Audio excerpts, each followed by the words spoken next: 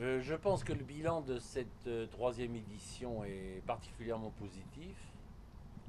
Nous avons vécu une montée en puissance depuis trois événements du forum de Darla.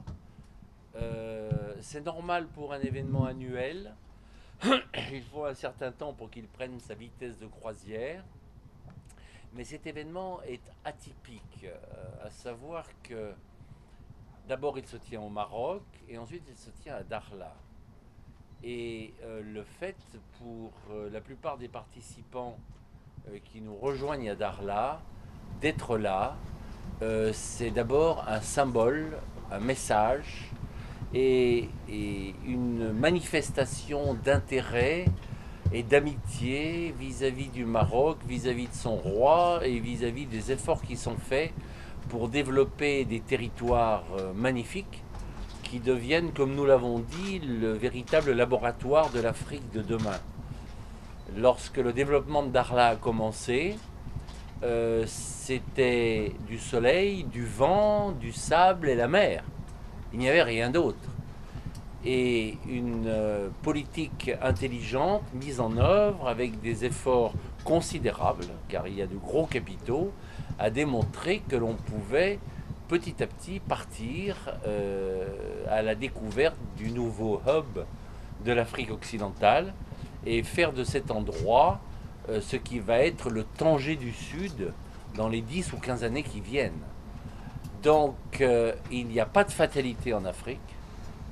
Il y a de l'espoir que l'on doit maintenir et c'est important que le Maroc porte ce message d'espoir parce que dans beaucoup de pays d'Afrique, l'espoir a disparu. Il y a ce qu'il faut d'abord, c'est des gouvernants qui ont une vision, qui travaillent, qui sont dédiés à ce qu'ils font. Et voilà pourquoi, avec toutes les difficultés qu'on a mises sur le chemin du Maroc à propos de Darla, le fait que nous fassions venir, je crois, 140 pays cette année ou 135 pays, et ce ne sont pas des participants de bas niveau, ce sont des gens importants.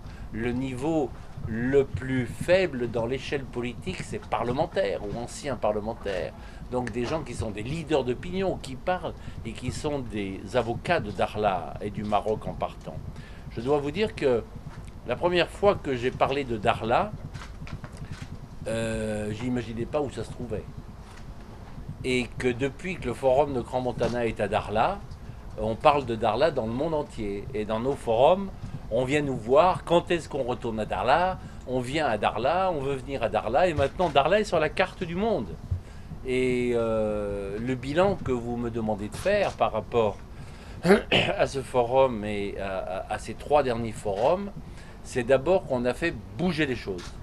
Et quand je vois l'enthousiasme de la population de ces territoires du Sud, leur demande en connaissance, en relations internationales, en connexion économique, politique, humaine avec le reste du monde, c'est extrêmement touchant et extrêmement satisfaisant d'avoir la possibilité d'une telle réussite, car je pense que c'est une réussite. Qu'en est-il de la prochaine édition? Je disais Inch'Allah d'abord, et puis c'est entre les mains de Sa Majesté, car vous imaginez bien que notre organisation n'est pas à même d'organiser un tel événement à Darla sans le soutien du gouvernement marocain, pour la simple raison déjà qu'au niveau des infrastructures, les choses sont incomplètes. Si nous n'avions pas ce bateau, nous n'aurions pas suffisamment de chambres. C'est déjà un point important. Donc nous espérons revenir.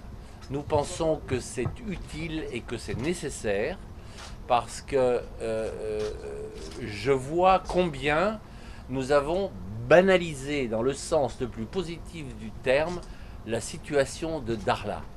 La première année, il s'est trouvé une femme échevelée pour mettre à l'ordre du jour d'une réunion des chefs d'État de l'Union africaine le boycott de Darla. Que faisons-nous à Darla?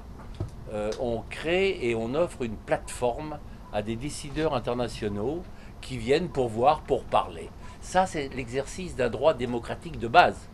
Se retrouver à plusieurs, échanger des avis, se faire une religion et puis éventuellement les publier. Vous êtes là pour ça. Lorsque l'on veut empêcher les gens de se réunir, c'est qu'on appartient à un système de pensée proche de la Corée du Nord. Et c'est ce que l'Union africaine était jusqu'à ce que le Maroc la rejoigne. Car l'Union africaine, c'était un joyeux champ clos où des intérêts politiciens que j'ai qualifiés de fonds de citerne étaient remués dans tous les sens et on manquait pour l'Afrique aux devoirs les plus essentiels. Nous avons démontré que, quelles que soient les difficultés mises sur notre chemin, le Maroc et le Forum de Grand Montana étaient plus forts et que nous avions la possibilité d'ouvrir cette région au-delà des efforts qui y sont déjà faits sur le plan des investissements, de l'ouvrir au monde. C'est intéressant, nous avons des personnalités très importantes, nous avons des familles royales qui sont là, notamment du Koweït, nous avons des décideurs internationaux de très haut niveau, nous avons des promoteurs immobiliers qui viennent d'Abu Dhabi, qui viennent de partout, et ils viennent grâce à Grand Montana, au reste aussi naturellement, mais ils viennent grâce à cette opportunité prendre connaissance de ce qui se passe ici, et je ne serais pas surpris que dans les quelques années qui viennent, il y ait d'énormes investissements complémentaires, notamment dans le domaine du tourisme, qui soient réalisés.